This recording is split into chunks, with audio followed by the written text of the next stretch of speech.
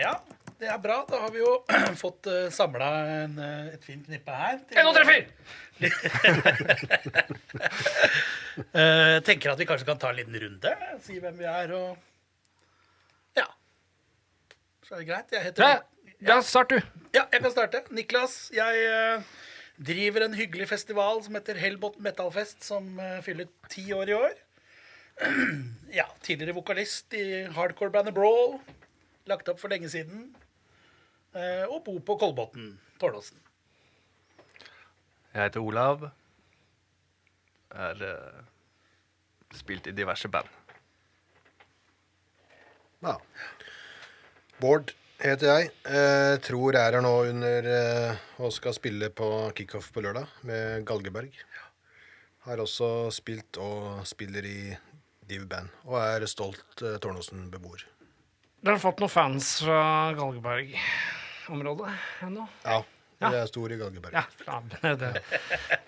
Der er Gylve her. Jeg er veldig glad i eggedosis som liten, og så kjempeglad, og så ble jeg alltid kvalm. Men jeg prøvde igjen og igjen.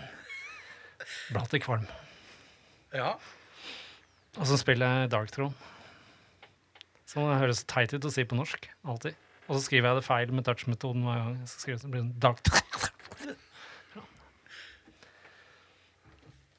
Ja, og dere har gitt ut noen platter. Dere har vel akkurat gitt ut en nå, har dere ikke det? Jo, men nå høres det ut som vi lager dette programmet for bestemødrene våre. Og så har vi gitt ut noen plater. Gitt ut et album. Til folk som ikke vet noen ting om oss. Ja. Så er det viktig det med eggedosis. Det er viktig. Hva er ditt forhold til eggedosis, Olav? Jeg har aldri vært noen sånn stor fan. Har du aldri vært slikkemunn? Jo. Jeg liker på eggedosisen. Nei. Der var jeg dårlig, altså. Nei, jeg var slikkemunn fortsatt, så jeg er glad i eggedosis. Da splittisen har kommet tilbake for alle oss som liker 80-tallet veldig mye. Så her om dagen hadde jeg med meg en splittis allerede, og så spiste før 8:00 om morgenen. Så jeg vet ikke om både etisk og estetisk feil, men... Estisk feil. Eurobonus. Interne humor. Ja, det er bra. Og så er det jo en ting som er gøy med oss, er jo at vi alle sammen har jo vært en del av Hellbotn i 10 år.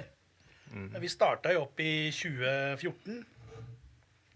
Du, Gylve, var jo DJ allerede første året. Ja, det var derfor jeg egentlig mente at det var det er sånn som man teller ting, så var det på en måte, det er 2 måter å telle, ikke sant? 2014, 2024, da er det jubileum, men egentlig så var det 10. gangen i fjor.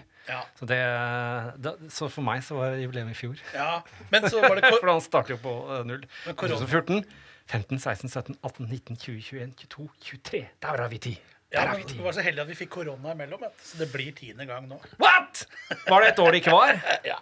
Der falt alt i fisk. Ja. Så da er det en dobbelt tier nå, da, Ja, egentlig. det blir jo det. Og Olav, du spilte jo faktisk første året Ja, med Vaklevolen. ja, stemmer. Og så har jeg tittet litt på lista over de som har kjøpt billett. Og der var du, Bård. Skal bare kjøpe billett, ja. Ja. For det vet du hvem jeg har kjøpt til? Ja, i 2014 så var det til deg selv. Og jeg kjøpte det i 2014 også. Ja, Da var det til meg selv. Men jeg har kjøpt nå, faktisk. ja til Kickoffen, for jeg har ikke hjerte til å spørre om gjesteliste. Jeg er så beskjeden og genert at Dritfett. jeg må betale for at kona mi skal komme og se meg spille. Hun hadde kommet inn, altså. Åja, ok, Ja. så det hadde kommet inn. Ja. Det der er god karma, ass. Ja. Det er Nei, veldig jeg kjøper kult. billett. Ja. Jeg liker det å kjøpe billett. Ja. Ja. Hvordan er du der, Olav? Liker du å ha gjestelisteplass? Nei. Nei. Gylve, står du på mye gjestelister? Gylve elsker gjesteliste. Ja. Nei, jeg har ikke sett nesten en konsert i hele mitt liv som jeg har gått på selv, så av egen fri vilje, så det har vært mye lister som er grunn til at jeg har vært rundt omkring. Og det er litt feil kriterier til å være rundt omkring. Så jeg har lyst til å være en helt...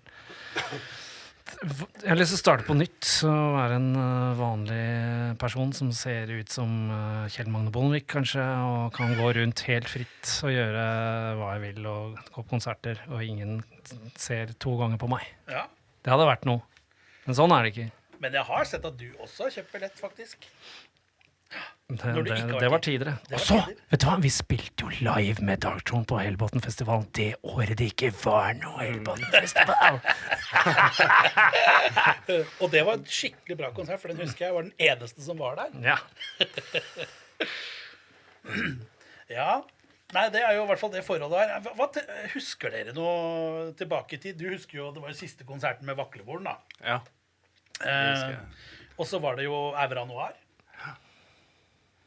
Jeg ser Aura at du Noir. har fin t-skjorte i dag, Bård, med Aura Noir på. Det er en skjorte fra Auring spilte på Elm Street for 20 år siden. Oi, så der ja.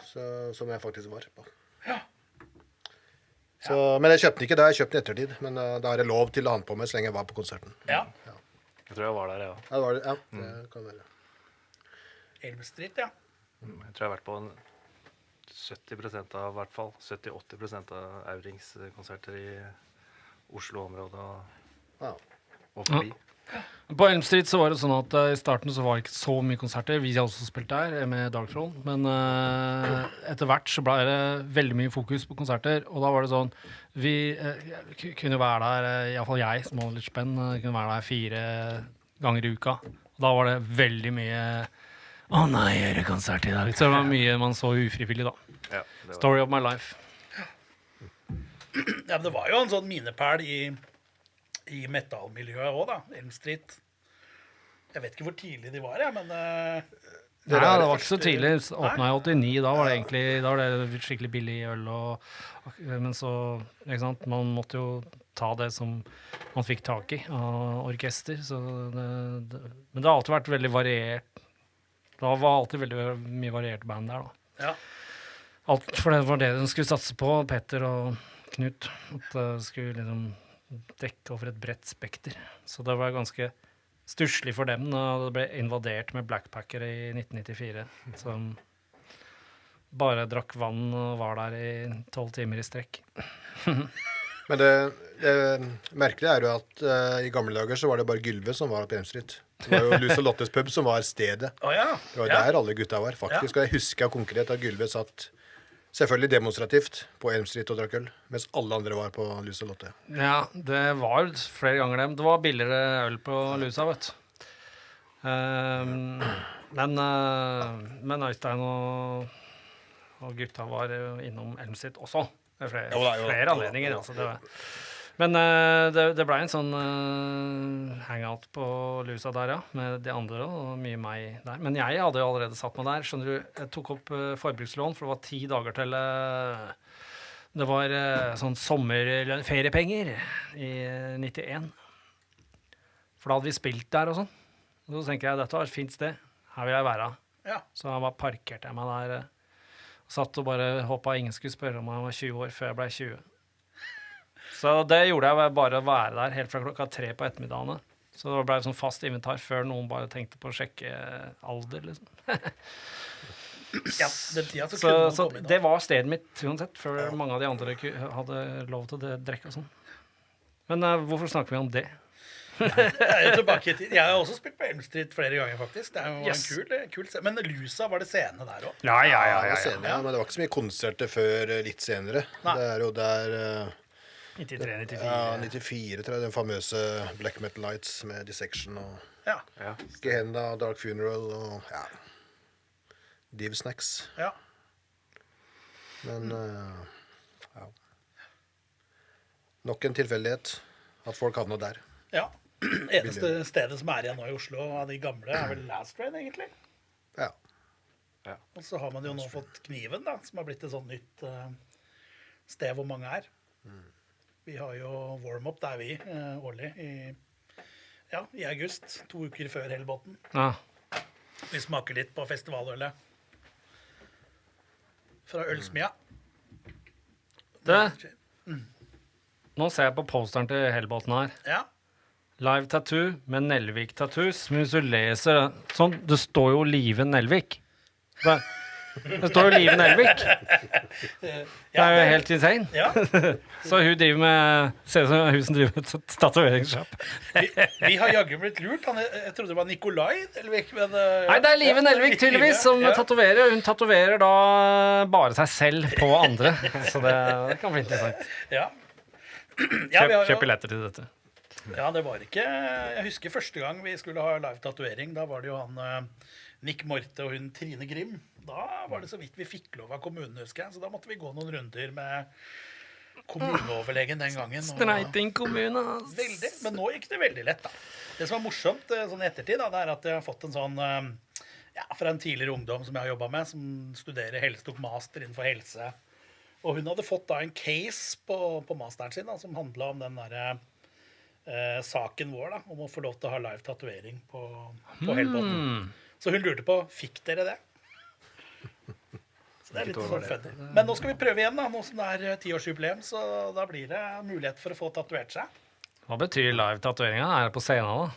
Folk som kommer og stage-diver og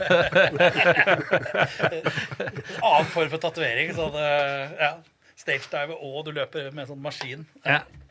Nei, det blir vel ute i foajeen der, så det går an å tatovere seg litt der da. Står det, man kan se på da, sikkert. Ja. Ja, så det er litt kult da. Og der har vel, dere har jo et greit forhold til tatoveringer. Jeg har ikke så mye, ikke Olav heller. Jeg har en sånn litt av blå på leggen, men... Jeg må ta mitt første nå som er blitt gammel. Som jeg... Ja. Så må du det? You'll never walk alone. Nei, det må bli... Du får plass til Ynva her, vet du, på det burde fingrene. Det må bli hodeskallen på Destruction-skiva, tror jeg. Ja, den er fett. Den er fett. Den tegnet jeg på sånn særoppgave i engelsk eller noe sånt jeg hadde da jeg var liten. Det var fett. Den har jeg planlagt i 30 år sikkert. Ja, Så, da er det på tide. nå som jeg har midtlivskrise, så er det på tide å... Da blir det Nelvik da. Ja. Live Nelvik. Det gjør nok det. Live Nelvik. Live Nelvik som tar den. Hvis du bare holder sånn, så står det jo Live Nelvik der, ja. Jeg klarer ikke å lese uten briller. Du holder sånn. Hæ, det er så stor skrift jo! Shit! Der står det. Live Nelvik. Ikke Ja, der sa jeg den. Artig. Jeg slutta med tatoveringer igjen, altså, det er sånn typisk meg når jeg begynte å bli tilbudt å få det gratis og sånn. Ja. Den og den tatoeren kommer til byen og vil gjerne tatovere deg. Jeg bare, For det er morsomt å få gaver når du er liten, til jul og bursdag og sånn, men når hele tiden blir bare tilbudt masse ting, så er det ikke noe fett lenger. Det blir bare sånn chore. Og så har du dårlig samvittighet når du sier nei og sånn. Og så ender du opp med å isolere deg mer og mer. Det kan befales, ass! Bli kjendis! Men hva er din første tatovering da? Første kjærlighet. Det var den her. Det var fordi at jeg syntes han var så tøff bak på Morbid Angel, Altars of Madness-coveret. Det var så tøff tatovering. Så jeg hadde ikke råd til sånn stor tatovering da, så da ble det det. Jeg tror jeg var drittidlig i 1990. Ja. Var du gammel nok? Ja, jeg var gammel nok. Ja. Akkurat fylt og plan som jeg hadde. Så det var etter å ha vært på Elm, det da? Nei, 1990 da tror ikke jeg har spilt på Elm ennå, egentlig, så tidlig 1990 da. Elmstead spilte vel kanskje ute i 1990, og så begynte jeg å henge der i, som sagt, juni 91. Ja. Og med deg, Bård, hva var din første tatovering? Nei, jeg har en Sadistic Execution-tatovering her, Ja. som er et relativt myteomspunnet band fra Australia. Og den er laget med nål og penn. Yes. Den er 30 år gammel, kanskje. Så den har et lite forhold til, da. Ja. Jeg har jo drevet med litt sånn cover-ups, men jeg tenker den kan bestå. Ja. Så man er jo ikke noe pen sånn sett, men... Nei, nål og penn, altså Sean Penn, som du sier, vi snakker om Live Nelvik-tattoo. Sean Penn, ja. Sånn penn. Men jeg er ferdig nå med tatovering, faktisk. Ja. For jeg angret sist jeg begynte å jobbe her, så jeg tenkte nå har jeg satt i gang noe jeg ikke kan gjennomføre, for det var vondt. Ja. Smertegrensene blir litt senket, tror jeg, når du blir eldre. Ja. Så nå har jeg gjort mitt for å opprettholde et eller annet. Bransjen. Bransjen. Hørte du det, Olav? Ja, faen. Det er du som må ta over. Stafettpinnen går videre. Stamper går videre her. Ja, så fant du vel ut på fredag at du og Johannes her har vel samme tatoveringer. Ja. Jeg har, jeg skal ikke si vi har samme far, det har vi ikke, men faren til Johannes har tatovert meg, faktisk. Ja. Så det er morsomt. Ja. Artig. Mye blekk. Så du har lagt igjen mye penger hos faren til Johannes. Ja. Jeg har lagt det en lite grann. Jeg har en sånn halvmorsom historie om fatteren faktisk i den forbindelsen her. Og han hadde jo en sånn demo av Mayhem, tror jeg, på kassett. Ganske sjelden vare. Og så mente han at det spøkte hjemme hos seg. Så i fylla så tok han og brant den kassetten. Oh! Etter det så ble det fred og ro. Ja. Ja, det er så spesielt. Death Crush med Mayhem ble jo spilt inn da var det januar-februar 87 da. Her oppe på Kreativ Studio under Rema 1000 på Landerud-senteret. Og den kassetten, den kom jo ut da under disken på Hot Records og ble solgt som postordregreie, og så det lakket og lidde, eller hvordan man sier det, lenge før selve platen kom, så da var det som gjaldt var å ha den på kassett da, for det var akkurat samme innspillinga, bortsett fra utroen var forskjellig på vinylen. Og i den forbindelse så kan jeg bare si det at den første versjonen av kassetten er ikke verdt mest, for han kopierte opp de kassettene igjen når han startet sjappa si inn i Oslo tidlig på høsten i 1991, og den utgaven er mest verdt av Mayhems Death Crush. Og det er helt ubegripelig. Det er eneste typ gangen i verdenshistorien at liksom originalen ikke er verdt mest. Nei, jeg vet ikke hva jeg skal le. Eller gråte. Men Kreativ Studio har jo egentlig, det er flere som har vært der. Jeg har også spilt inn skive der på Landerud-senteret. Ja.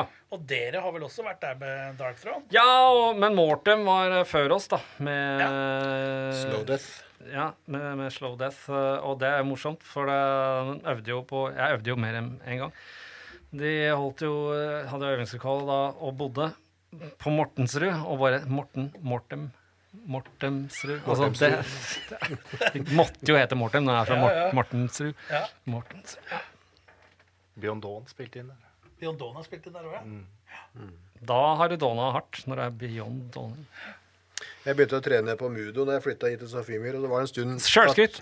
Ja, jo, det er selvskrytt, jeg vet. Men nå kommer det morsomme, for det var en stund at alle jeg ble kjent med der hadde spilt i Beyond Dawn. Og ja, du har også spilt i Beyond Dawn, ja. Og du også, ja. Ja. Det var veldig mange som hadde spilt i Beyond Dawn. Det var veldig mange som hadde spilt i Beyond Dawn. Jeg var tidlig på band. Tidlig med Beyond Dawn. Ja, men jeg husker når de kom. Altså, de hadde ikke spilt så mye. De begynte vel å spille mer når de var ungdom. Jeg begynte mer som sånn barn på juniorklubben. Ja. Lærte å spille av Pedro, liksom, på... Ja. Carmona Alvarez. Carmona, ja. Stemmer. Vår største litterære stjerne som stakk til Bergen med halen mellom bena. Ja. Snufs, det er et savn. Ja. Jeg husker det, da vi sto på grusbanen utenfor Tårnåsen fritidsklubb og spilte i 89. Eller, 89 tror jeg. Ja, det var trommisen til Pedro, bandet der, som tipset meg om Big Country, et band jeg har blitt veldig glad i, ikke minst på grunn av veldig bra trommis. Ja. Så det. Og der har vi noe videoopptak fra den konserten hvor jeg spiller Let It Be og Knocking on Heaven's Door og Party Girl med U2. Og der spilte jo du og Gylve med Dark Throne. Ja, jeg har akkurat vært i byen og kjøpt meg Klaus Schulze Time Wind på CD, husker jeg, og skulle ta Tårnåsen-pusten opp og spille konsert. Men vi spilte ganske mange konserter fra 1988, 1989 og 1990. Slår de konserten sammen, så var det nok rundt 20 konserter med de der 3 vi spilte i Finland i 91. Så jeg er ikke helt ukjent med det, men altså, det var ikke noe jeg ville, men det var noe man bare gjorde da. Og det var nok en bra... Det kan jo anbefales sånn for de som er skeptisk til å spille live, så kan det anbefales, for da blir det en avskrekkende opplevelse. Så man slutter med det. Men altså, som band så er det på en måte ekstra øvinger, da, og en litt annen type øving. Så det er ikke... Men som sagt, det var bare noe man gjorde da. Liksom. Jeg spilte min første konsert før jeg så min første konsert. Skjønner du? Så jeg visste ikke hva jeg skulle gjøre. Eller jeg hadde jo sett konserter på TV da, men... Jeg synes jo dere var ganske tøffe, og dere var jo et par år eldre enn meg. Men, tøffe? Vi hadde ikke noen moves akkurat. Langt hår og spilte... Alle skjegg moves, hadde dere. Rista bra på huet. Pinner. Ja. Men jeg husker at vi hadde disse gamle VHS-kassettene og videospillerne som tok opp. Og de tok man jo opp all verdens med den gangen. Så det er et opptak på VHS av meg, men ikke av deg. For der er det tatt opp en boksekamp med Mike Tyson. Ja, jeg var jævlig skuffa over at det ikke var en Derek-episode, i det minste. Da. Ja, det burde ha vært. Vi får kjefte på Nilsen. Eller Bergerac, Ja. som jeg er desperat etter å få Ja. sett igjen. Men får jeg det? Nei, det er jo ingen som streamer det. Men jeg tror Tyson vant den gangen. Ja. Hvem hadde vunnet i slåsskamp mellom Bergerac og Derek, mon tro? Derek. Derek. Derek, ja. Og det var Bergerac. Nå siden jeg har vært sånn på vill leiting etter hvordan jeg kunne få sett Bergerac, så måtte jeg også lese litt om Bergerac. Og da var det egentlig sånn premissene for serien var at han var alkoholisert, egentlig. Og så skulle han liksom komme seg litt tilbake fra det. Det fikk jeg aldri med meg da jeg så på den serien. Nei, det husker jeg ikke. Nei, Var det Jersey, eller var det Isle of Man? Var vel Jersey? Jersey, tror jeg. Hva heter hovedstaden i Isle of Man? Er ikke det sånn latterlig navn? Dere har slått av telefonen deres. Det har ikke jeg. Da kan vi sjekke. Da kan dere fortsette å snakke. Bare ta den, du. Isle of Man. Da kan vi snakke litt om første konserten til Galgeberg, da. Ja, Det kan vi gjøre. må vi gjøre. Det er jeg er veldig glad for. Det liker jeg liker å prate om sånt. Ja. Egne ting. Jeg er veldig, veldig glad i nesten like glad som Gylve. Ja. Jeg prater om egne ting. Forklar hvor fett det bandet kommer til å bli. Verste oppfølgingsspørsmål. Det er sånn Bra, Olav. kleinhetsnivå. 1 milliard 666. Nei, ja. Men det blir morsomt. Det morsomste er jo at jeg spiller med gamle kamerater. Som jeg har spilt med til og fra i 20 år, da. Bare det er jo en liten sånn seier for meg, at man kan komme tilbake litt. For jeg orker ikke å spille med ukjente folk. Da får jeg prestasjonsangst og all type annen angst. Jeg må spille med folk jeg kjenner, som jeg kan krangle med og Ja. få litt kjeft av og gi litt kjeft tilbake, og så er vi venner når vi går, da. Men det er ikke noe også det som er deilig da, når det er blitt 50, da, det er ikke noe livshåp i forhold til noe som helst lenger. Det er bare å ha det litt moro. Det er ikke noen ambisjoner, da. Så det blir en sånn lett blanding av det vi tror er death metal og litt D-beat. Men vi får se hva kritikerne sier, om de fillerister oss etterpå sier at det er ikke death metal, eller det er ikke D-beat, eller det går for sakte, eller det er noe som er gærent. Men det er sånn det er. Det får vi ta. Og er med på steken, så får vi tåle leken. Ja, jeg har litt samme Ja. minner om det der, bare at det var når folk skulle være på øving. Så når det kom en utenifra, bare hvis det var én person som skulle være på øving, så føltes alt helt annerledes. Alt snur seg, og det er en helt annen Vi er for selvbevisste på det. stemning. Bandfolk blir jo veldig sære. Det er bare sånn det er. Hovedstaden i Isle of Man er Douglas. Douglas. Douglas. Det er det fjernt, eller? Douglas. Det går ikke an. Det er da hovedstaden på Jan Mayen er Rita. Rita. Det er- Rita Mayen. Men tilbake til Galgeberg litt, grann, Bård. For det er jo, som sagt, kickoff nå på lørdag. Sammen med Tyrann, som også blir første gang i Norge. Ja, fantastisk. Og dere blir jo debutkonsert med Ja. Galgeberg. Jeg er jo en av få som har hørt dere, faktisk. Du og Gylve, helt til Gylve Ja. i vilt raseri gikk ut av lokalet og skulle hjem. Ja, Var det viltraseri? Nei, det Det var var ikke det ikke det. viltraseri. Det er jo jeg som Det var jeg som tuller. oppfant ghosting, så det der har jeg gjort hele livet. Jeg bare, Sneik seg ut. plutselig er jeg ikke er der lenger. Jeg sa til din kollega Marell at det er ikke en konsert på bursdagen min, det er en øving. Så vi tar ikke debutkonsert salgstrikset bort fra deg Nei. og Hellbotn. Så det holder du fortsatt på. Det er nå Ja, men det er godt. debutkonserten kommer. så du har hatt en øving. Det har du hatt. Vi har hatt en formell øving, det Ja, har vi hatt. formell øving. Det har vi hatt. Men det blir mye morsommere nå. Det blir mye kulere nå. Ja, jeg gleder Formell meg. Jeg tror det blir veldig bra. Det var litt sånn, som jeg sa til deg, det minte meg litt om sånn god gammeldags kassettspiller i Ja da, i det er det. lokalet. Sånn record, og så tar man opp. Bare så du sa ja, men det var iPhone. Bassisten vår er jo svensk, så det er litt morsomt, for da kan han snakke svensk med det andre svenske bandet. Så Ja. det er litt morsomt for han å prate sitt Ja. eget språk. Da. Da har dere med tolk. Det har vi tolk. Ja. faktisk. Ja. Så- De virker veldig hyggelige, de tyranngudene. Har dere noe forhold til tyrann? Jeg er ikke så det er fin ur-heavy. Ganske røff vokal. Som folk bruker å slite med vokalister som skiller seg ut, men jeg syns det er bare fint. Jeg synes at vokalisten ligner på han som sang i Jonah Quiz. Syns du? Eller blander Det jeg vet- Jonah Quist, det. Det er Jonah Quiz som synger i I Jonah Finland. Quist, ja.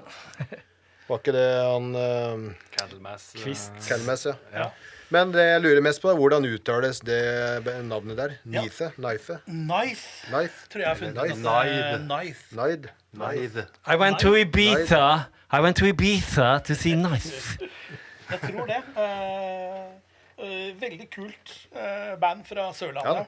Ja, det er kult. Så det blir en fin blanding. Og så har vi jo også selvfølgelig DJ på plass tidlig på kvelden. Da blir det jo Metal Bastard og DJ Sadomancer som skal komme og DJ Stormoen. DJ Stormoen, ja, fra Death Hammer og Perfekt. så det blir bra. Og så skal jo Larrys flippe burgere og på uteserveringa fra 5. Så det kan jo bli god stemning hvis det blir fint vær på lørdag. Ja, det var Metal Bastard og Goldilocks som spilte fjorårets festival. Ja. Gutta i Old hadde sittet i bilen oppover, og dette er jo tyske gutter som har ekstremt god, synes jeg, da, smak i metal og new wave of British heavy metal og sånne ting som det. Og de hjalp jo meg i stor grad til å oppdage veldig mange band fra 80-tallet som jeg hadde aldri fått sjekka ut, fordi man hadde ikke så mye penger på 80-tallet. Det var ikke sånn at man bare kunne logge seg på en datamaskin da og høre alt mulig. Så det de la merke til, da de kom til festivalen, så trodde de at det var skjult kamera, fordi DJ-ene spilte akkurat det de hadde sittet og kost seg med i bilen oppover. Klin lik smak, så det var høyt nivå. De var veldig imponerte. Ja, vi har veldig flinke og bra DJ. Det er nok mange som også kommer på Hellbotn for å høre på DJ-ene. Absolutt. Og det blir jo, denne gangen så skal vi gjøre det litt grann annerledes. De skal bytte på litt, så de skal ha litt sånn DJ-sett da, denne gangen. Så både Metal Bastard og Goldilocks vil spille både fredag og lørdag. Det er jo fint. Så det tror jeg blir bra. Så kan kanskje de tatuere seg litt imellom, sa Olav. Ellers er det jo for så vidt hovedfestivalen som kommer da i august, 23. og 24. Og hadde noen av dere trodd at vi skulle få Sodom til Kolbotn for 10 år siden? Les opp ned da, det står Vodos. Ja. Hva blir Tormentor opp ned? Ja. Rotnemrot. Nei, men det står respekt av å få Sodom til Kolbotn, altså. Det gjør det. Og også Tormentor, sånn i mine øyne. At du klarer å lure de fra Ungarn hit. Det tror jeg blir dritbra. Ja. Ja, det blir spennende med Tormentor. Altså. Smolder. Nesten vel så spent på det. Ja. Jeg da. De spiller jo på fredagen, Tormentor. Ja. Sammen med Slagmaur og Funeral Harvest. Så det blir litt sånn black metal-pakke der. Hvilke forhold har dere til de? Ikke spør meg om Nei. Black Metal. Det er ikke noe svart belte i det. Nei. Jeg kjenner jo til Slagmaur. Ja. Det er Men bare blir band, det sånn show med heksebrenning og hodekapping og henging og Det blir spennende å se. full pakke? Ja. Får du lov av kommunelegen til det? Og henge folk. Ja, henge folk, ja. Ja. Det var Det ikke går bra. noe problem. Men Det gikk bra. tatovering, det går ikke. Nei, det går ikke. Det ble blod og gørr. Ja. Nei, vi har jo en rekke vi har jo 40 frivillige med oss, og det er mange av dem som er skuespillere. Mange som kan bli hengt. Veldig mange som har rekket opp hånda at de kan henges. Så. Nei, det blir spennende å se hva de kommer med for show, for de er jo kjent for å ha bra show, Slagmaur. Og så spiller de jo ikke så ofte heller. Nei, det gjør det ikke. Så vi er fornøyd med den. Og så Funeral Harvest, tenker jeg. Det kjenner ikke jeg, Nei. men det er sikkert andre som gjør, kanskje.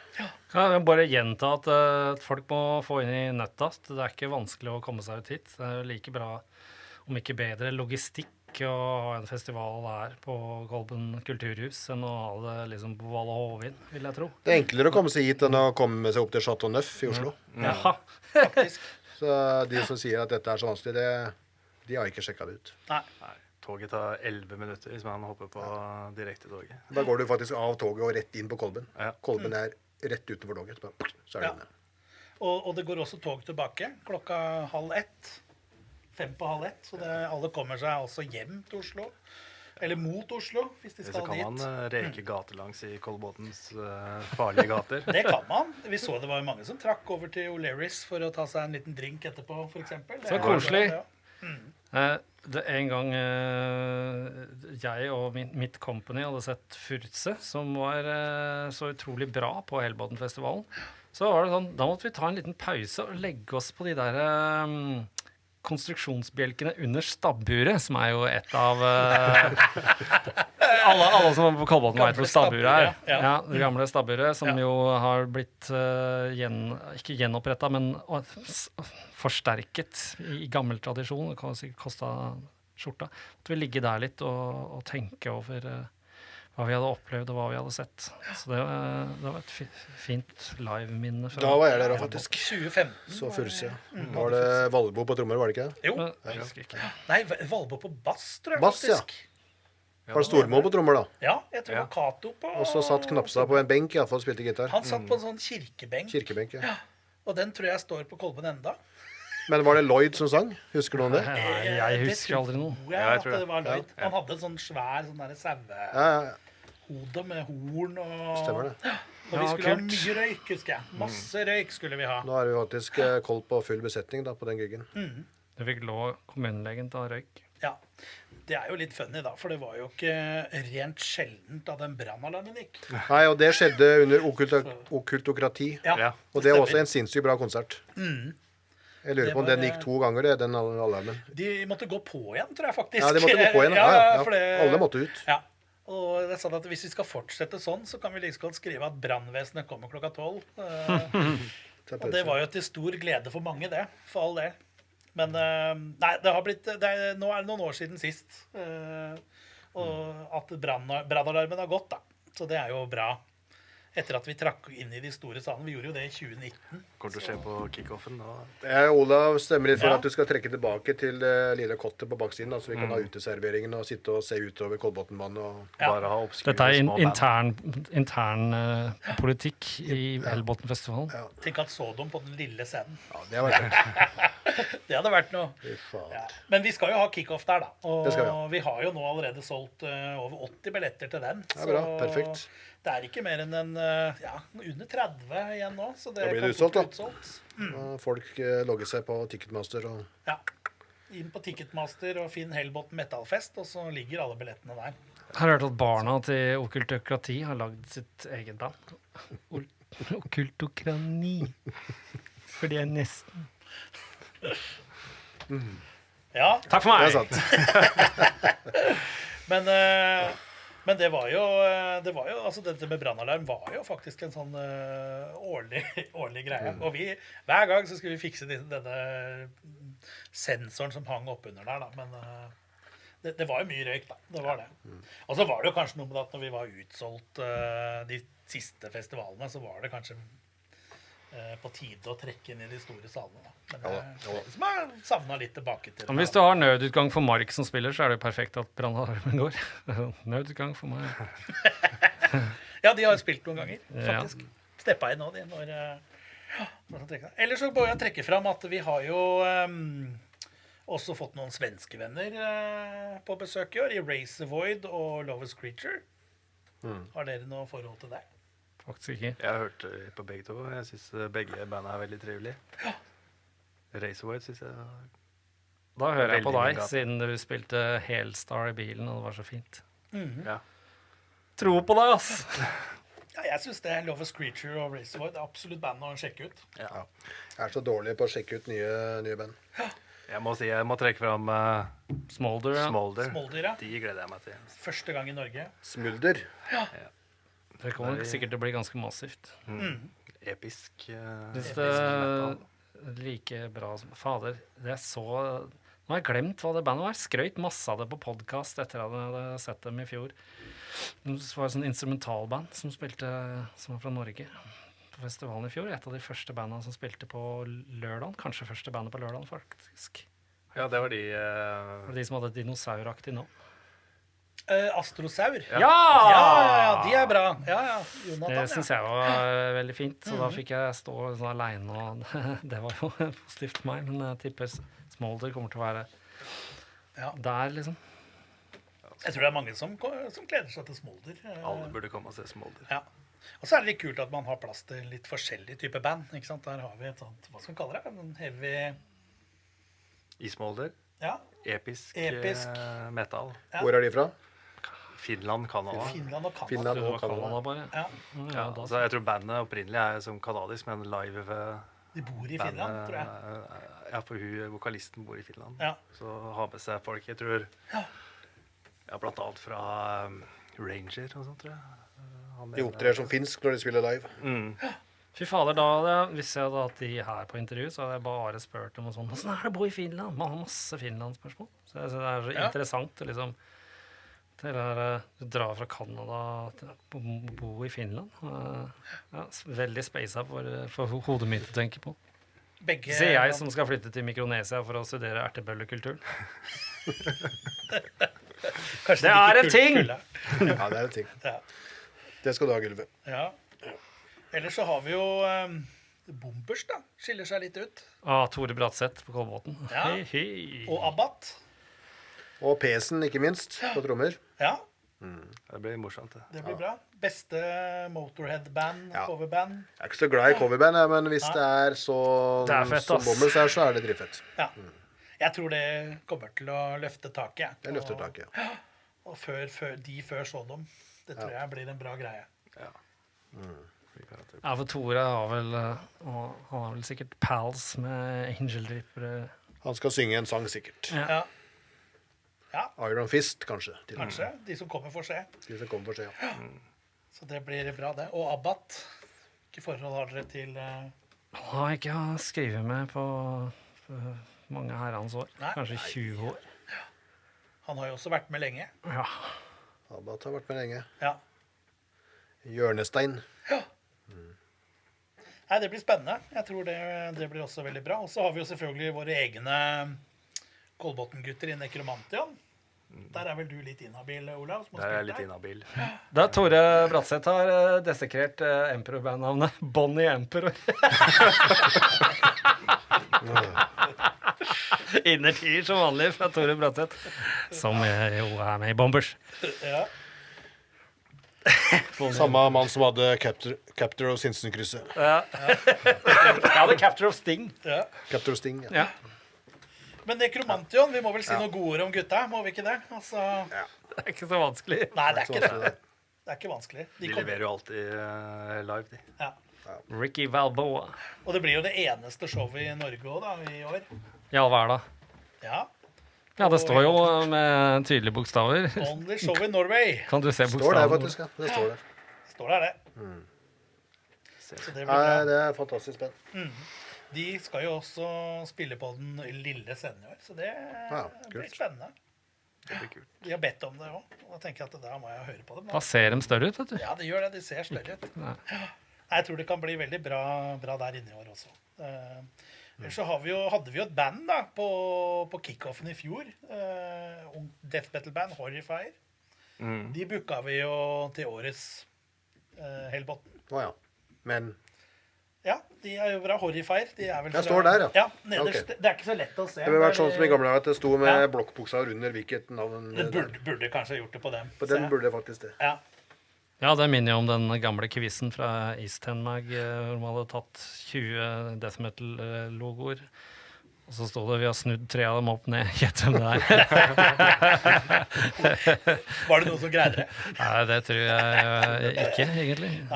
Nei da, det er noen logoer som er vanskelig å se, da. Men Horrifier syns jeg er et veldig bra band som man bør legge litt ekstra merke i. Da har ikke henne som Maurits lagd sånne der trøyer som er bare sånn liksom-logoer. som bare Horrifier-trøya. ser ut- Horrifier. Noe som ser ut som black metal-logoer eller noe. Helt sikkert.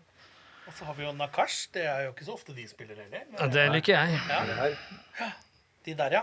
Det er jo Kenneth. Han er jo også har jo vært med i alle år som representant på Katakomben.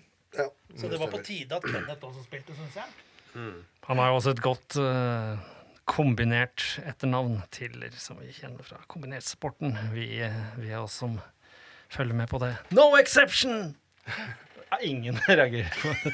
Det er jo Det er et, dame kommentert Ja. som vil være med i OL sammen med gutta. Ja. Men det kan hende at de bare rett og slett lemper ut hele kombinertsporten fra OL. Så da hjelper ikke.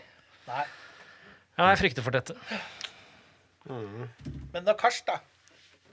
Ja, jeg er på ballen der, jeg. Ja, du var på kombinert. Demoen er dritbra. Så Ja. sleit de med lydbildet på første fullingderen. Jeg tror de har fått det til igjen nå. Men live så skulle ikke det være noe problem da. Nei. Så det er jo altså så ringrever, da. Ja, det er det. Så, De har jo også holdt på en stund. ja, altså, de har holdt på i forskjellige band. Ja. Alltid. Men det her er jo, synes jeg er dødsfett, da. Men det er ikke alltid min smak er sånn den som alle andre liker. Nei. Da hadde jo alle hørt på Beyond Possession og ikke Volbeat, liksom. Så det, ja. Og, her, Sånn har det blitt der i livet. og alle hadde heia på Kolbotn damelag. Ja! Kenneth Hiller arrangerte den første konserten jeg spilte på i et metaband. Han arrangerte Stigma Diabolicum, som var mitt band, og Suffocation, eller Suffokasjon, som vi kalte de, og Sult på Stjørdal samfunnshus i 1990. Så der gikk konfirmasjonspenga til Kenneth Hiller. Herlig.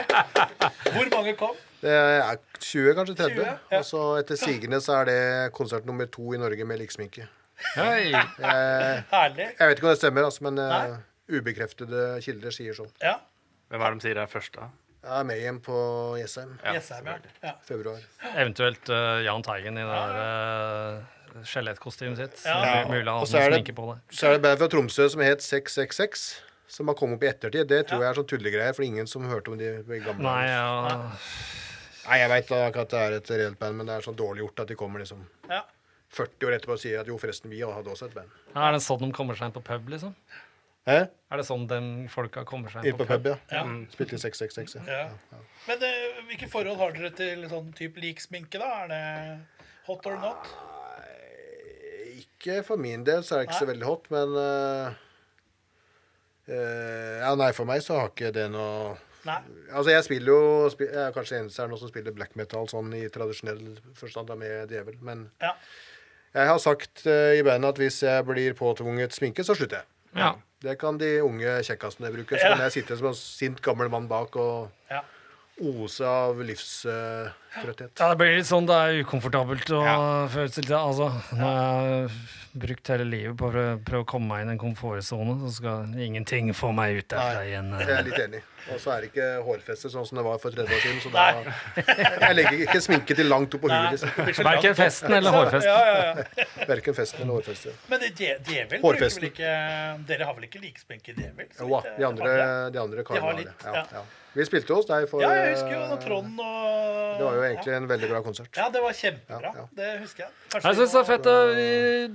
Det var noen fra NRK som skulle ha en sånn der eksamen i et eller annet. Da trengte de et band som holdt til å lage en musikkvideo. Så da holdt vi på oppe i Maria kirken oppe i dalen der. Da skulle jeg for første gang ha noe svart under øya, og da satt jeg med blyant og sånn der du vet, sånn blyantspisser på sida av blyantsspisseren. Ja. Så var det sånn liten sånn der neglefilaktig greie, så jeg satt og filte av fra blyanten og bare hadde på under øya. Da. For det var sånn sminka til Slayer var egentlig i starten på Show No Mercy i 1983. Eller til dels Sarkofago. Hellhammer da kjørte jo litt sånn sminke, og det ser jo litt tøft ut. Ja. Det kunne jeg kanskje ha kommet unna med, å kjøre litt sånn der Bare litt. Bare litt, ja. Men så er det en komfortzone, da, som Gylvi sier. Når jeg først har kommet meg inn i den, så er det greit å være der. Det har blitt mye sånn, og Halloween har kommet, og nå ser jo alle Halloween, kidsa ser ut som Ja. Alle kidsa ser ut som Har kulere om de kledde seg ut som Som Halloween. Halloween, ja. Det var ikke Kiske. Ja, vi hadde jo Dødninger, liksminket. Ingo Schwarzkopf. Ja, men det er jo noen som drar Veldig bra! Det er jo noen som drar langt også. Altså, vi hadde jo blant annet Svartjern i fjor. Da plukka vi sånne små mark, eller baggets, som lå. Han hadde jo hele kroppen makk, ja. Full av det. Og de kjørte jo full pakke på. Hordem Rife hadde jo med noe kadaver på scenen. Ja, det er jo litt sånn i Watain-gata, på en måte. Ja, Ja. en God- entertainment. Hordem Riff, som jeg mener. Hordem Riff, ja. Det Men, var vel samme året dere spilte med Djevel? Ja, det var samme året. Ja. Mm. Jeg skjønte aldri når folk begynte å male seg noe på armene. Jeg. Bare sånn Random maling, da. Så det var en tilfeldig strek her, liksom. Ja, det skjønte jeg aldri når dette begynte For ikke å snakke om når de maler sixpack på magen. Ja. Det er fascinerende. Jeg vet ikke om det hadde funka her. Fader. Det er sånn der He-Man eller en sånn actionfigur. Ja. Det er ikke det. Kikkan, Ja. ta oss og male på en sånn firepakning med Klaus-tall på magen i stedet for vanlig sikkert. Bare på vaskebalje. Sånn. Tønne. Herlig. Ja, nei, det er bra, det. Men det er jo mange av de unge som bruker det. Ja, og og det det er jo er- nesten et show, da. En ærlig sagt det, sånn sett. Så det er, ja. Så. Men Djevel, apropos, er det noe ny musikk på gang, eller? Ja, det er alltid en ny skive på gang, og så er det en ny. Og kanskje til og med noen ganger en ny også. Ja, Men vi den skal kommer. ta oss igjen, vet du. Så- Ja, vi gjør det nok også til slutt. Ja, det kan fort tenkes. Nå har jeg mistet oversikten. Det kommer en ny en nå til høsten. Det er kanskje nummer 9 eller 10. Ja, Det er min 5., er kanskje 9. er det da. 9., ja. Nå skal jeg fortelle deg litt. Det vanskelige 9. skiva. Ja. Ja. Fordi den er i en rasende fart på utgivelsen sin, og det kommer sikkert til å ta igjen oss. Men sånn som det er, da, hvis du er et band som har holdt på i mange tiår, så er det er en norm i samfunnet som sier at da, når du er har gitt ut så mange skiver, så skal du begynne å roe ned, eller så blir journalistene lei og alt mulig. Så det er mer taktisk lurt å gi ut en skive hvert 5. år enn annet hvert år for oss. Men dette er også for band som spiller live. Ja. Så vi må få lov å gi ut litt flere skiver siden vi ikke spiller live, da. Ja. Men så i mer gamle tid. dager, i 1991, så var det egentlig bare øve skiva, spille inn skiva, sende et design og cover over, og så var det ikke så mye mer man hørte, og så var det noen intervjuer. Men nå er det altså, jeg overdriver ikke, kanskje 800 mails fram og tilbake for hver plateutgivelse for vår del. På alt mulig! Alt mulig har blitt sånn, siden nå det er så enkelt, så skal det liksom spørres og ditt og datt. Og det har blitt en veldig stor operasjon, så det er...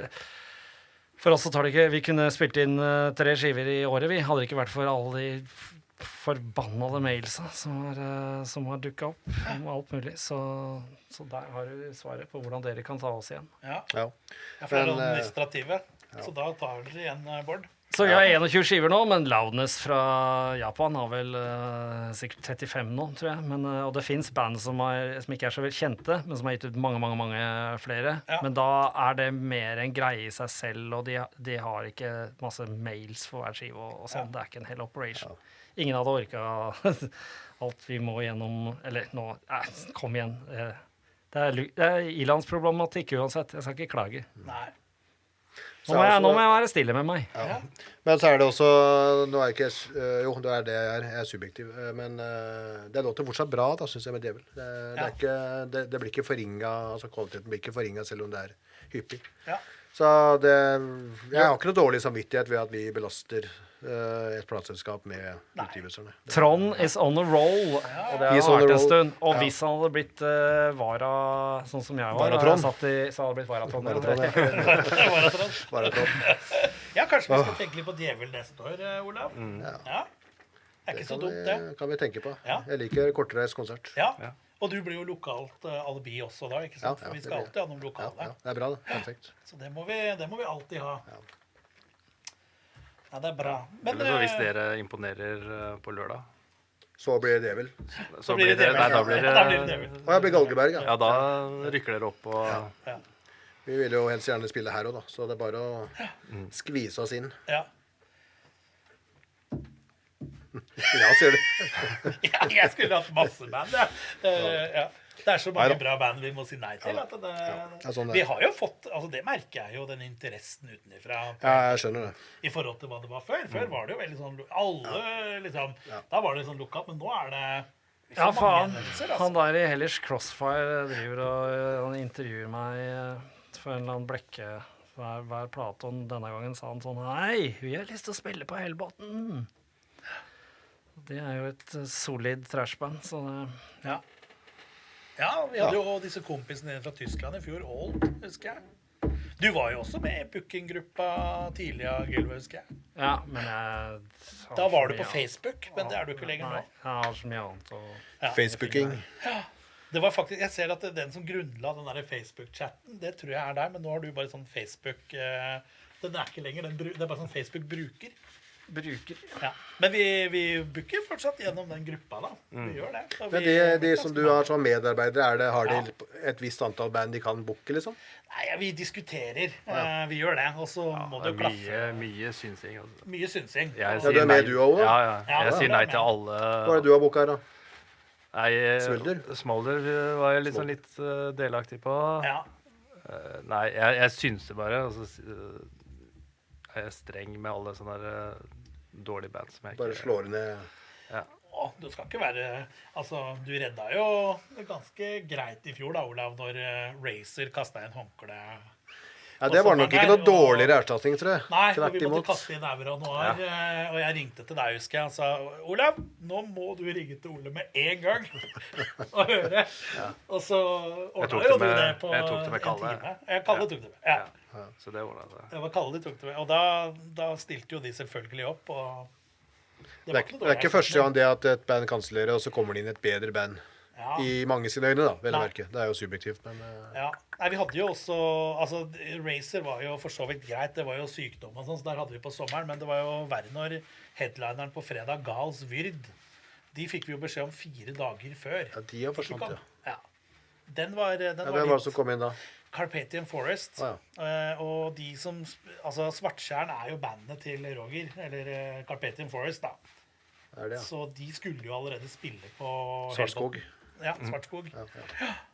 Og da var det veldig greit å høre med dem, og da ordna det seg på en ganske raskt. Så stilte de opp, da. Så det Det ble suksess med Aurings, da. Ja, det gjorde det. De funker jo alltid. Alltid live. Ja. Suksessterte. Ja, Ja. ja så er det jo de var jo med på Norges den beste liveband.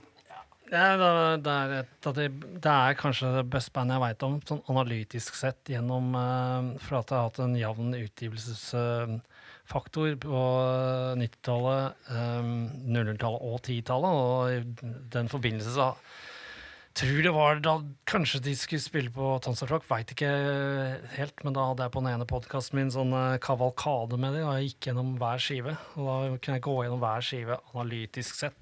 Jeg fant at det var så høy kvalitet på riffene at det antageligvis er det beste bandet på mange vis. Selv om det er ikke det mest catchy bandet, altså, det er ikke så lett å huske alle tingene, men det er egentlig best, liksom. Det er det. Sånn er jeg skrudd sammen. Ja. Men det var et forsøk på å blande subjektivt og objektivt, da, som Ja. jo det ofte er med meg. Men Euronoir er et veldig bra band. Ja. Og vi har jo hatt de 3 ganger, faktisk. Vi hadde det jo også en gang før vi starta Hellbotn. Så hadde vi det på sånn egen konsert på baksida der. Sammen Jeg med har sett dem. Nekromantion og Kondor. Jeg har sett dem utrolig mange ganger. Og hver eneste gang så Skinner har det og vært Kondor. 10 av 10. Beklager, Olav. Nei, Jeg kom på det, så jeg måtte si det. For jeg, Dritbra, jo! ja, jeg vet, takk. Jeg hørte ikke hva du sa. Jeg. Sinned og Kondor. Hva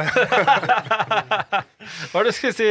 Nei, jeg skulle si nei, det var ikke så farlig. Jeg skulle bare skryte av Aurings. At jeg har sett de jævlig mange ganger, og hver eneste gang så har det vært sånn 10 av 10 konsert. Ja. Ja, det er det bra band. Den var også på Peaceville. Det er det få som snakker om, men det var jo Erec og Peaceville. Peaceville var litt mindre enn Erec, og så har Erec egentlig falt litt av, for det var begynt å krangle mye med bandene sine og sånn. Mens Peaceville har egentlig vokst litt sånn sakte, men sikkert.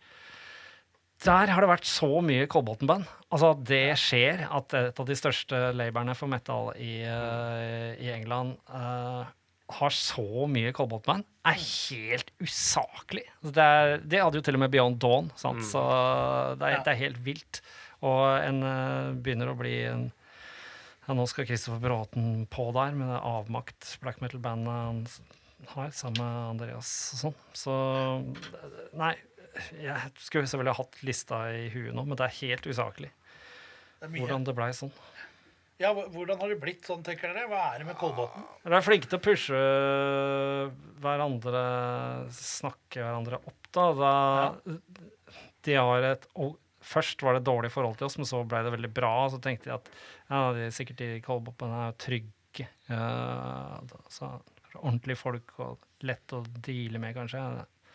Jeg vet ikke, men det har vært mye, så nei. Ja. Det er helt merkelig opplegg. Men vi hjalp vel aldri Beyond Dawn, tror jeg. Det var helt utrolig. Det var da Peaceville plutselig skulle satse mye på annen type, og liksom slå ut noen dører da, og prøve å ikke være sånn nisjeplateselskap, og så endte de med Beyond Dawn. Det var ikke sikkert de visste at Beyond Dawn var fra Kolbotn i gang, kanskje. Nei. Så da ble det liksom 2 band, og så ble det plutselig flere. Veldig spesielt. Det sier mye om at Kolbotn har hatt mye bra skiver, da. Ja, så har det kanskje vært tilrettelagt for mye også. Altså, man har jo hatt en del sånne steder hvor man har, altså fritidsklubbene for eksempel, som både har hatt, oi, nå durer det i min lomme her. Ja, fritidsklubbene sånn på Hølet var jo viktig for mange av bandene. Ja. Beyond Dawn startet jeg der, og Ja, jeg øvde der. jeg øvde der med mine band etter hvert. Jeg spilte jo der også Ja. på Tårnåsen-festivalen i 2008, kanskje. Ja, jeg tror det med Blood Tsunami, ja. 16 år siden. Det var liksom Da husker jeg, fordi vi sleit med å finne frem, det var så mye tåke. Ja, Og jeg husker det var som å kjøre i New York når vi rota rundt på Tårnåsen. Men så er det så rart når man har bosatt seg der da 16 år etterpå, eller 10-12 år etterpå, så kan jeg liksom ikke fatte at det skulle være så vanskelig å finne frem. Men vi sleit med å inn gjennom den porten til skolen der, og den porten ville ikke gå opp, og bare trøbbel. Ja, det er jo mye, Tårnåsenfestivalen er jo mye av den der pådriveren for Hellbotn nå, ikke sant? Vi hadde jo 10 år med festival oppe i gymsalen på Tårnåsen skole, både med hiphop og metal egentlig, som var ganske svært. Vi var jo sånn Norges nest største rusfrie festival i 2005, var det vel? Da var det Susperia som toppet plakaten. 400 ungdommer inne i den gymsalen. Så, ikke sant. Ja. Men så har de jo blitt eldre da. Disse kidsa mine har jo nå blitt 30. Og de er jo med fortsatt. Er bartendere og hjelper å skjæve og holder det gående, bare at nå er vi på Kolben. Så det er litt kult, artig. Og det er ikke rusfritt. Nei, og det er ikke rusfritt lenger. Nå var det Elg i Dance with the Strange hadde sagt. Han ble ringt opp for å stille opp for Rock mot rus. Rock mot rus? Det blir sånn pølse mot lompe, det. Torsk mot fisk. Så det sa han. Ja. Men det er jo en videreføring av musikkmiljøet da, og jeg ser jo sånne band som Necromantion, Obliteration, ja, du nevnte jo Kristoffer Bråten, han har jo også hatt en rekke band, de spilte jo med Flight nå på Muskelrock blant annet. Så det er mye, det kommer veldig mye bra fra Kolbotn. Ja, det går på en måte i intervaller, for de har jo Mayhem og Darkton først, ikke sant, fra Langhus og Kolbotn, og som igjen har påvirket band som Necromantion og Obliteration, som igjen i sin tur da, påvirker enda yngre band, så det går sånn på en måte i generasjoner nesten. Så det kommer nok mye opprinnelig derfra, tror jeg. Ja. Men det er ikke sånn at Kolbotn-folk er skikkelig glad i å støtte opp om egne. Det har vært veldig lave tilskuertall på Kolbotn kvinnekampene, liksom, og du ser jo, de må jo tisse i skogen og sånn, sant? De mangler toaletter. For at jeg husker det, da det var snakk om der ditt pepperen gror skulle hit, den restauranten, så var det en som skrev: vi kan dra inn til byen hvis vi skal ha restauranter. Kolbotn er et sted, og vi skal sove og lufte bikkja! Det er ikke noe voldsom sånn mikroentusiasme her nødvendigvis. Det er mer flere av oss gamle som synes det er stas på Kolbotn. Jeg vet ikke. Det virker som folk bare flytter herfra og bare har et sånt random sted å bo. Jeg vet ikke. De er kjempestolte av dette her. Så. Men Radka Tonne fikk i hvert fall en gate oppkalt etter seg. Ja. Kanskje vi får sånn, dere får sånn egen gate du også. Ja. Da skulle jeg i hvert fall hatt der oppe som vi så i Tujaiken. Ja. Klippes til. Fenris vei. Ja. Må være inne i Tujaik. Men, formklipt. ja, men det er jo et fint sted å vokse opp, da. Og så er det jo Man har jo mye mulig. Altså det å ha øvingslokaler for ungdom og sånne ting tror jeg er viktig, da. Ja. Jeg var jo på Sumprock nå på fredag, og det var jo mange ungdommer som spilte på scenen. Man tilrettelegger jo veldig for at barn og unge kan få utfolde seg, da. Men vi snakker litt om det faktisk i Galgeberg, for vi er jo tilårskomne. Og vi skulle ønske at det fantes øvingslokaler også for tilårskomne menn, da. Eller damer, som spiller. For det finnes nesten ikke. Nei. Hvis ikke du betaler Er det dyrt leie på Kolben nå? Det blir for dyrt. på Kolben. Du får bli litt bedre kompis med Johannes Eller her. Øvingshoteller, så er det Øvingslokalet. ikke lov å drikke eller noe. Nei, men det er liksom Det er det. Du må leie et kontorlokale, liksom, som du kan bruke på natta, kanskje. Ja. Og så betaler du 10 lapper for det. Det er sjukt. Men vi i Darktron har ikke øvd siden 2004, så vi har løst det på den måten. Mens andre normale band, de bruker å øve da, innimellom litt. Da. Jeg har hørt om dette. Ja. Vi hadde med Nekro så hadde vi lokalene på Kantor. Kantormat, ja. Ja, Det der var har jo vært, quizen nå det i Oppegård Avis. Hvor er vi nå? Jeg er bare gamle Kantormat! Men jeg er ikke interessert i noe flakslodd, så jeg skrev ikke inn. Der har det vært øvingslokale i hvert fall siden jeg Siden startet å spille. Moses gikk i kortbukser. Ja. Siden tiden da jeg tok fyr på Mandalsmessa i 74. Ja, Beyond the Gates. Nei, ikke Beyond the Gates, men Beyond Dawn spilte vel eller øvde vel der nede først, var det ikke det? På Kantor? Jo, det kan Ja. stemme. At de var tidlig ute med Ja, å og så For de øvde- var de første som gikk ut av fritidsklubben og fikk et eget lokale. Ja, der vi nede, delte liksom. lokale med de perioder der, med Inferno. Ja. Men du må på en måte kjenne noen, da. Altså må Ja, du du må komme det. inn der andre kjenner øver. Og mase deg inn liksom, og be om en øvingsplass. Og det er litt sånn Burde ikke vært sånn. Burde ikke vært sånn, nei. Nei. Jeg ser jo sånn, Vi øvde jo her ute på Greverud da jeg var ungdom, i en barnehage, og så var det under Myhrvold Vel. Ja. Men så har vi øvd på fritidsklubben også, da, selvfølgelig. Men Kolben tror jeg faktisk har noen øvingslokaler. Men Ja, til fast utleie, liksom. Til, ja, du må kanskje leie de. Er det ikke det, Johannes? Jeg tror jeg han Knapstad i Fursa er jo Ja, han øver der i Furse. gjør det? Jeg tror det. Jeg har Så vært der på kanskje øving mulig, ja. med Obliteration der òg. Ja. Jeg tror de har øvingslokaler hvor det går an å leie. Jeg vet ikke om det er sånn veldig dyrt der. Ja. Verdt å sjekke ut. Da fikk vi Verdt litt å sjekke reklame ut, for utleie av Kolben også. Så de har jo et allsidig kulturhus. De gjør veldig mye bra der. Nå var det jo humorfest for to uker siden. Og så Ja. var det Sumprock forrige helg. Jeg snakka med Tore begge gangene. Da var han DJ. Så det Gjett hvorfor ikke vi får lest noe om det i etterkant. Nå sto det riktignok om at det hadde vært Sumprock i lokalpressen, Ja. men det er common knowledge. Hvordan sier man det på norski? Allmennviten. Allmennvitenskap har det blitt i journalistiske kretser at det er veldig få som er interessert i å lese anmeldelser av kulturarrangement i avisene. Det er stusslig. Ja, det er Og størst. det er rart at det tok så mange år for dem å finne ut, for det var helt vanlig at det var det. Folk så fram til å lese om store konsertanmeldelser i de større avisene og sånn, og så plutselig er det nesten borte. Ja.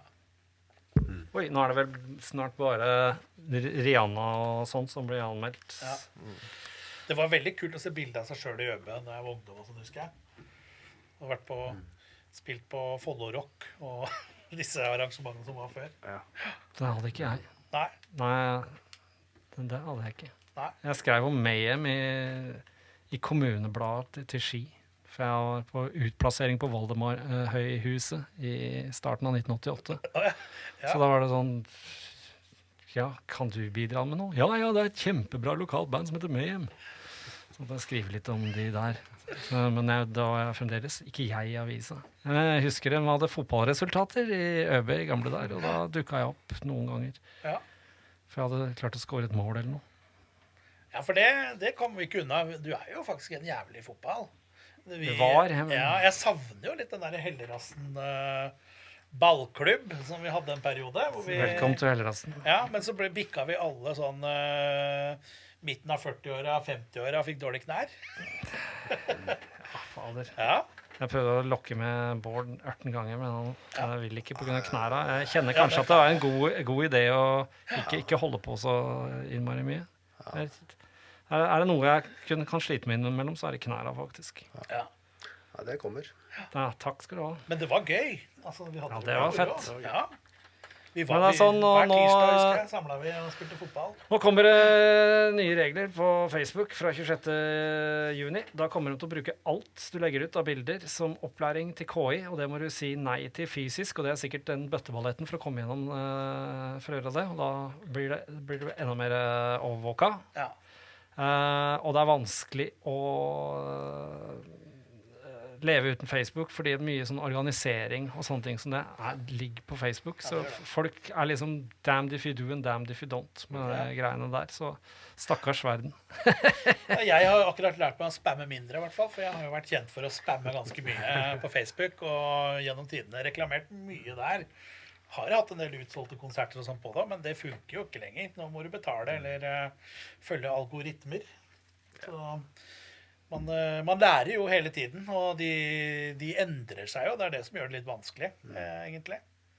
Så å finne nye måter å reklamere for. At det ikke kom noe annet enn Face, egentlig, som ble like... Det satt jeg og ventet på lenge, men det... Ja, hva som kom i stedet, ja. Ja, for at det har blitt sånn at all organisering er der, vel. For folk som har sikkert barn og skoler barn og og jobb og borettslag, you name it. band. Og så er det bare ingen andre som steppa opp og liksom hadde et alternativ til dette. Merkelig, ass. Men ungdommen er jo ikke på Facebook. Nei, for nå snakker vi om vår generasjon her, som har vokst opp analogt og ender opp med begge deler, skal sjonglere begge deler. Vi er på en måte litt småfucka der, og så får man bare se om kidsa kommer opp med et eller annet da. Sånn at kanskje om 10 år så bare... Nei, ja, hvordan skal han komme seg ut av det? Men det er en annen diskusjon. Det blir morsomt når dere gutta skal lage TikTok-videoer for å promotere den nye skiva. Ender opp på TikTok. Den der prom... Ja, men det ender opp på TikTok uansett. Så det... Jeg hadde jo en kamerat som først hadde sett det der promovideoen jeg lagde for deg i fjor. Ja. Den var jo på TikTok. Det var sånn han oppdaget. Ja. Vi er på TikTok med Hellbotn. Vi fant ut at vi må jo... Så takk skal dere faen meg. Ja, vær så god. Snart Det kommer takker kona mi for. Snart kommer en AI-versjon av Darkthrone med generisk black metal og... Genetisk. Så lenge det juridiske foreligger sånn vi tjener spennende, så kan man ikke stoppe det, så kan man like godt tjene spennende. Da blir det jo live, da. Ja, så lenge jeg slipper. Hologram, sånn på Star Wars. Det var fett, det. Men folkens, vi kommer jo ikke utenom headlineren i år. Sodom. Hva har Sodom betydd for deg, Bård? Ja, hva skal vi si? Det er jo et av de 3 store tyske. Ja. Og nå brøt vi alle radio- og podcastregler ved å begynne å prate før vi satt her i studio. Vi snakket litt utom det sted, men... Ja. Slapp av, jeg har masse. Grua masse. Men Sodom er kanskje det bandet som har klart seg best i mine øyne, da. I motsetning til for eksempel Destruction, som har ikke levert på samme nivå. Nei. Jeg liker Sodom. De har hatt litt sånn, de hadde litt death metal-periode og litt sånn der cool trash-periode, men jeg synes de har hentet seg ganske bra inn. Og så er det visuelt et pent band å se på. Altså pent i anførselstegn. Beste skiva. Beste skiva, beste utgivelsen. Med fare for å få kjeft, så holder jeg knapp på Agent Orange. Oi! Ja, nå kommer det. Da er vi spent, Gylve. Ja, der er de på beste, der er de på peak, i mine øyne da. Ja. Vel å merke. Men noen er kanskje uenig. Kjør debatt.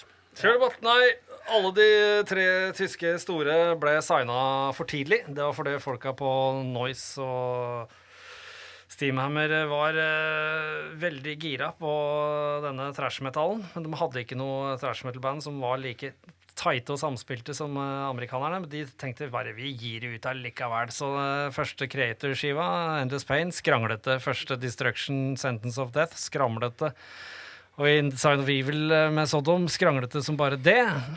Men den beste, synes jeg. Ja, det er fullstendig kaos og bare feeling og black metal-feeling. Men Nå var det sånn da, at jeg oppdaget Sodom via faktisk, jeg tror jeg kjøpte Obsessed by Cruelty. Det var en skive som kom i 86, som var spilt inn 2 ganger. Den var spilt inn 2 ganger, og den ene var en Steamhammer-versjon, og den andre var en versjon som plateselskapet ikke ville utgi. Men når den skiva kom i USA, så kom den på en CD som også hadde første skiva med seg, og da ved en feil, kan man si, eller ingen skjønner hvorfor, så kom den første rare versjonen fram på den Sodom. Så det var veldig mange som kjøpte den CD-en, for da var det, fikk jeg 2 igjen, og altså, insentiv til å kjøpe CD-er hele tiden var at det var sånn bonusordninger med, og minihjelper var med, og alt mulig sånn.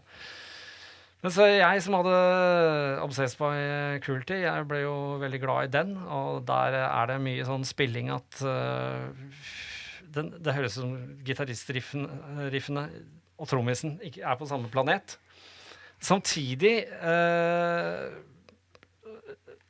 tok ikke så lang tid før det begynte å dukke opp noen musikkvideo, som var en live-video med Sodom, hvor man kunne se han trommisen i full vigør. Det var veldig artig alltid, fordi han startet kanskje sånn et vers går kanskje 4 ganger. Det normalt at et vers går 4 ganger. Så kunne han starte trommebrekket sitt sånn etter verset hadde gått, verselinja hadde en verslinje hadde gått, og så starter han midt i andre verselinja, og så han ferdig litt ut i refrenget. Det var dritkult. Og så plutselig, smakk, så kom det en fantastisk EP som heter X-Purse of Sodomy. Altså da han mistet veska si, så det var X-Purse of Sodomy.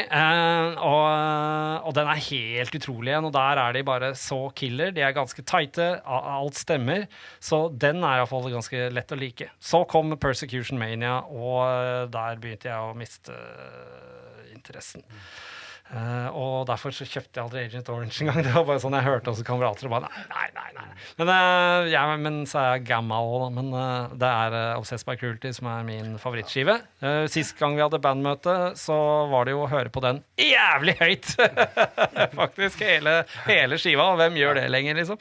Hvem gjør det lenger? Men jeg gjorde det. Det bra feeling på vokalen hans synes jeg bra sånn black metal feeling, selv om det ikke det folk kanskje i dag forbinder med black metal vokal, så det en av de feteste sånn sett.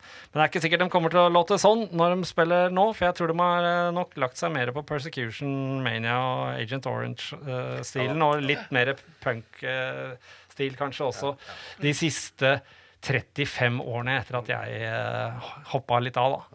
Jeg skal stå i publikum og rope blasphemer, blasphemer, blasphemer. Helt til de spiller. Helt til de spiller. Ja, og du har ikke sagt noe om Sodom ennå. Nei, hva din favorittskive? Det det første In the Sign of Evil som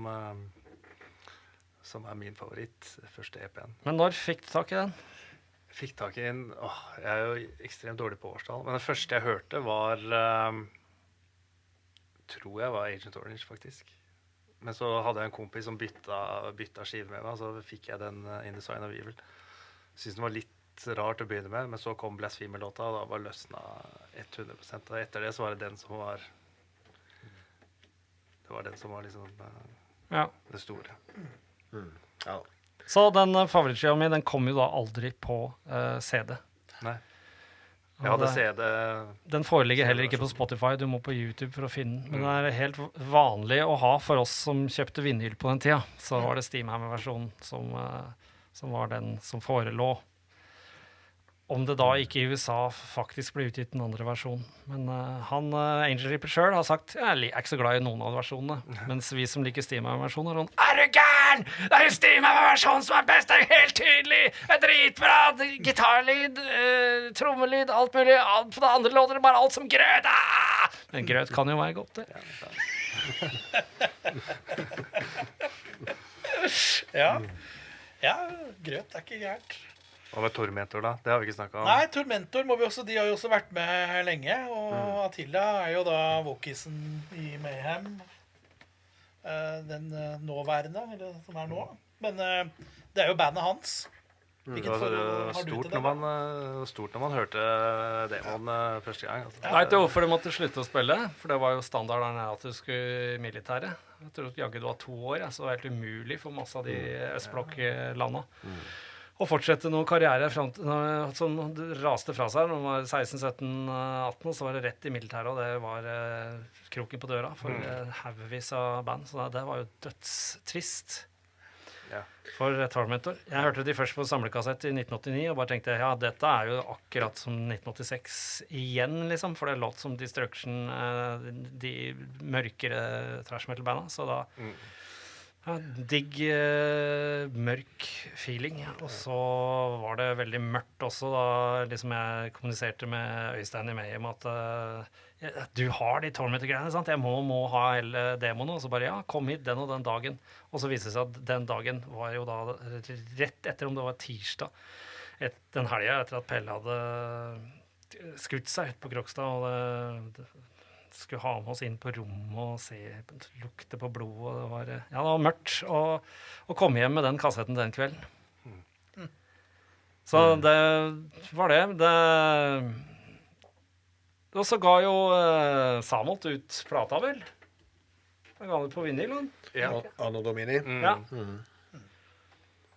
Det er lyden av, som jeg også sa tidligere, det er lyden av Ungarn for meg når jeg hører Tormentor. Jeg får en sånn Østblokk-følelse, og jeg ser bare slott og tåke og ryttere til hest i Åskammen. Og, Sure. Fy fader. Og så er jeg også veldig sånn, jeg er svak for melodier, og de har mye. Jeg synes det er et melodisterkt band, da, på mange måter. Det er lyden av ungt garn for meg. Lyden av ungt garn, ja. Eller lyden av bare garn. Lyden av garn! Har du noe garn? Men det blir spennende å se hva de får til på Kølabotn. Altså. Ja da.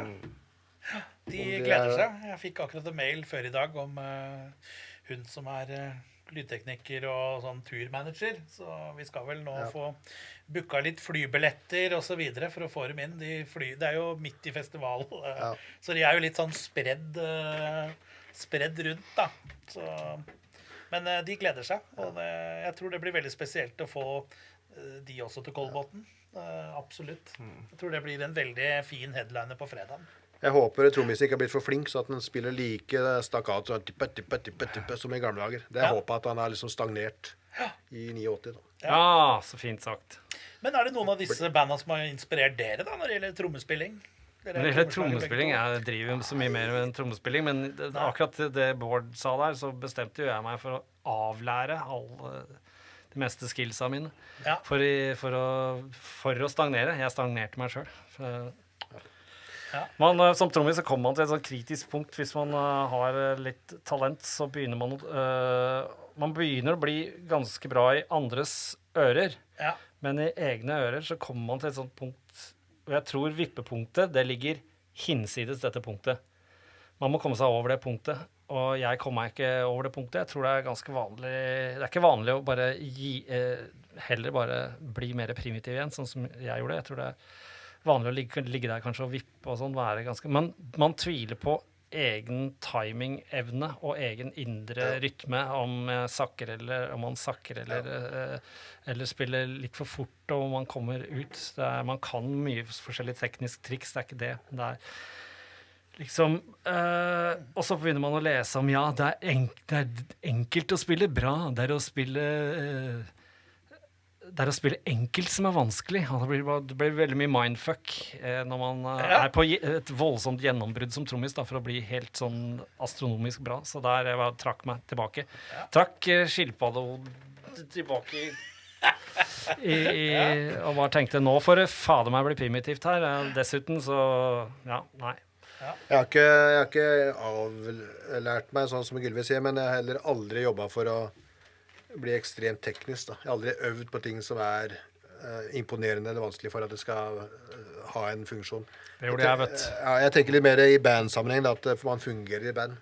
Men det er sånn, jeg snakket med noen her om dagen, og så ble det snakk om han Nils Fjellstrøm, som spilte med Dark Funeral, og så sier noen at han er jo verdens kjappeste trommis. Da blir jeg sånn, so what? Det er jo som en flat strek når han spiller. Det er sånn, det er trommespillet. Da lener jeg meg på, jeg har en softspot for Ian Pace i Deep Purple, som jeg kanskje tenker på den som, altså han er ekstremt teknisk, men det er ikke den, jeg liker den groove-biten. Så, men det stemmer det Gylve sier om at man kan få litt sånn dårlig selvtillit i forhold til egen timing. Heldigvis så har jeg minst ett band med dem som er flink til å arrestere meg når jeg gjerne drar på litt, eller sakker litt da. Men det er noe det som bekymrer meg mest, det er timingene og... Det er litt av charmen da, med at det skal... Jo da, men det er charmerende kanskje når det er 20-25 og spiller med rørt på kanskje er full. Nei, jeg synes det er fortsatt. Men når det er 50 år da, og blir sånn, man begynner å kanskje tvile på egne ferdigheter og begynner å føle litt på det, at det låter ikke så fett som det gjorde før da. Ja, jeg trodde også veldig på det med at det er kjempevanskelig å spille det enkle. I den grad at kanskje da i 93-94 så klarte ikke jeg å se for meg at, vet du hva? Jeg klarer ikke spille sånn, jeg har vokst opp med AC/DC, sant? Men jeg klarer ikke spille sånn enkelt og sånn effektivt som det høres ut. Jeg tippet på at jeg ikke kom til å klare det, og jeg tror fremdeles at jeg ikke klarer det. Så det er litt sånn fucka. Da får jeg bare holde på med et eller annet som synes passer til det man lager da, i stedet for å prøve å være noe du ikke er da, tenkte jeg. Ja. Det er veldig komfortabelt å slippe å tenke på Gravity Blast og paradidler her og ditten og datten der og ja. Go with the flow. Man flyter med, ja. Så... Det viktigste. Hva med deg, Olav? Du som praktiserer strengeleik. Jeg har aldri lært meg å spille gitar. Nei. Jeg kan spille akkurat det jeg må. Så vidt klarer å spille. Det er noe nivå jeg holder meg på. Men du har vel lagd mye av låtene i Coffin Storm? Jo da, jeg lagde en del av riffa der, men alle riffa ble mye bedre når Ole Jørgen spilte trommer på dem. Så. Men nei, jeg prøver å holde det enkelt og så, men jeg ble dyktigere gitarist av å spille live med Necromantion. Ja. For Arild er en sånn sinnssyk gitarist. Og prøve å spille noen av de riffa. Ja, han er god, ass. Da måtte jeg gi opp til slutt. Da hadde jeg blitt for gammel. Det var sånn der, nei, nå orker ikke armen lenger, og nå jeg klarer ikke tempo. Jeg spiller bare alt for sloppy. Så nei, aldri... Jeg kan ikke spille gitarsolo, jeg kan ikke en skala, jeg kan ikke noen ting på gitar, bortsett fra akkurat det jeg spiller. Men det synes jeg er ganske kul holdning, at man er såpass avslappet i forhold til sitt eget musicianship. Det er jo der jeg er selv. Trenger ikke kunne spille noe mer enn det som er på Dream Death-plata, Journey to Mystery. Nei, men jeg har aldri... Jeg liker ikke sånn her polert musikk som oftest heller. Så da synes jeg det er greit at det er litt møkkete. Jeg så, det var sikkert Gylve, jeg så Evil Dead på Elm Street. Var du der? Ja. Ja. Det er så morsomt, fordi jeg synes de spilte jævla bra, men imellom låtene så sto de og lente seg mot amper og holdt seg på knæra og pusta, og jeg trodde de skulle dø. Men så spilte de så faen igjen i 3-4 minutter. Og det synes jeg er tøft, når de drar på, og så er de gamle menn i pøsa imellom da. Jeg ser for meg at jeg skulle spilt et sett med det gamle hardcore-bandet mitt nå. Det tror jeg hadde... Hva var det du gjorde? Jeg var vokalist. Vokalist, ja. Jeg ser for meg... Det hendte jo noen ganger at du stod og svaia litt bort ved trommisen, For du fikk jo overtenning, og så klinte du på, og så stod du og svimla litt der borte, og så måtte du hente deg inn igjen, da. Men da var du ung. Jeg ser jo for noen som er pusher 50, så... Da måtte jeg nok finne noen sånne safety spots for å komme igjennom. Men det er jo artig når man ser tilbake på det. Men jeg ser også mye av de nye unge. Vi var jo litt inn på Arild, blant annet, og Kristian Valbo. Flinke folk. Kristian Valen. Ikke minst. Han er veldig morsom. Ja. Men nei, det var jo snakk om jeg så Mayhem nå på Sentrum Scene. Det var en helt sinnssykt bra konsert. Men det var noen som poengterte at han hadde veldig mye pauser da. Jeg tenkte ikke over det, men det er mulig at det er noe i det. At han må, det er jo 2 timer og kvarter da, med full blast. Han er litt sånn teknikk. Han er veldig teknikk, ja. Han sitter og sparer energi, og det er jo selvfølgelig lurt når du skal spille i 2 timer og kvarter. Ja. Ikke brenne alt kruttet på første låta. Ja. Det gjorde jeg i studio nå. Jeg spilte så hardt at en av isolasjonsplatene datt ned på meg, så taket mitt ble ødelagt. Det er ikke noe vits å prøve å spille dynamisk heller, for det er en vegg av gitarer der. Så det er drømmen en gang, å kunne spille sånn at de dyre symbolene mine faktisk høres ut som noe annet enn bare For det er så mye dynamikk i et trommesett, egentlig. Som man kan høre på jazzplater og sånt, som man ikke får fram i metal. Det er stusslig. Jeg har et forsett, spesielt de jeg vil spille mer med lukka hi-hat. Og det gjorde jeg på siste skiva, og det er veldig kledelig, faktisk. Når du lukker den, for da blir det veldig dynamisk. Ja. Det åpner seg litt igjen, bokstavelig talt, når den åpner seg. Da. Altså, det løfter seg veldig. Ja, Så absolutt. lukka hi-hat i metal, det skal jo ikke kimse av, ser du. Nei. Der har du en hatch. For du har jo vært veldig opptatt av litt sånn god, gammeldags lyd på trommene, Gylve. I Det forhold er bare at til trommene skal låte sånn som de låter. på 80-tallet. Jeg synes Nei. det låter uten Ja, mikrofon. sånn- Eller uten mikk. Ikke Organisk. mikk heller, men poenget er at jeg hadde ikke bra utstyr til å ta opp trommer på 30-tallet, 40-tallet, 50-tallet, eller egentlig store deler av 60-tallet. Også på 70-tallet så fikk du inn folk som klarte det. Og da hadde man også da hjelpemidler til å få tatt opp trommer ordentlig. Og så var det så bra hele 70-tallet. Og så var det noen som tenkte på, vet du hva, vi må gjøre noe nytt. Og det er så irriterende, for dere merker det selv hvis dere er på sosiale medier og sånn, og så plutselig så gjør de om på ting. Hvorfor? Det funka. Ja. Men allikevel, må gjøre noe nytt. Ja. Må gjøre noe nytt. Er det the real curse of humans, eller er det bare en av mange curse of humans? Det er en av mange, tror jeg. Ja, Det er en av mange. kanskje. Så hvis det kommer her og sier at trommelyden på Afterburner med Sissy Top var bedre enn Led Zeppelin 1972, ja da har du mye å gjøre! Nå må jeg dra hjem. Herlig. Nei, dere, vi har fått prata masse nå. Har du noen siste ord i forhold til både kickoff og Hellbotn, egentlig? Vi får vel oppfordre folk til å komme. Ja. Ja. Ja, det ville bare vært tullete å ikke komme, synes jeg. Ja. Jeg har mye Jeg ser blant foreldra til barna mine, så er det urovekkende mange metal-interesserte. Ja. Så ingenting som tilsier at de ikke skal komme. Nei. Vi bør få med Follo og Kolbotn, og spesielt Tårnåsen, selvfølgelig. Ja. Spesielt Tårnåsen. Ja. Alle på Tårnåsen må bare gå ned sikksakken. The Tower Hill. Tower Hill. Ja. Det var jo avstemning for det, da. Og så trakk de hele avstemninga. Jeg hadde jo fått med så mange folk som skulle kalle det egentlig heter, som er Skrenten. Ja. Og så bare overstyrte dem igjen folkets stemme, og bare Så det var 30% som syntes at det skulle hete Sikksakveien, og så bare ble det likevel. Etter så mye irritasjon over andre ting, vi vet godt hva det dreier seg om, som var folkeavstemning på, men de ga beng i det også. Jeg skjønner ikke. Man blir plutselig positiv til at det skal være folkeavstemning på alt. Ja. Nei, men la oss... Nei, da må jeg gå hjem. Folkeavstemning. Folkeavstemning. Avstengning. Nei, men takk for dette, gutter. Det var bra.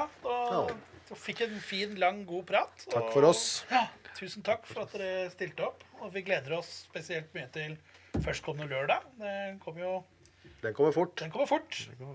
Og så gleder vi oss til Førstkommende august. ja, Jeg liker posteren. posterne. Den er veldig pen. Ja.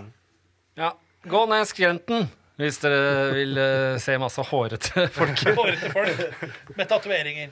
Ja. Ja. Supert.